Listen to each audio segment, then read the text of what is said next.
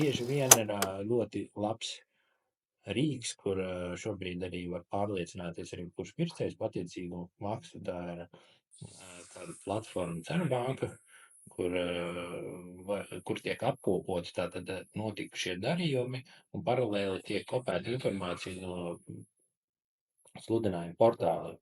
Un tad var ļoti labi redzēt, kad īpašums tiek tirgots par 100 000, teiksim, janvārī, viņš turpina februārī par 100, tad viņš jūt, kad jau tūlīt jau iestāsies pavasaris, un viņš grib kaut kur aizbraukt, bet viņam nav nauda, viņš sāk cenu mest nost, un beigās ir kaut kur augustā ir noticis darījums, teiksim, par 70 000.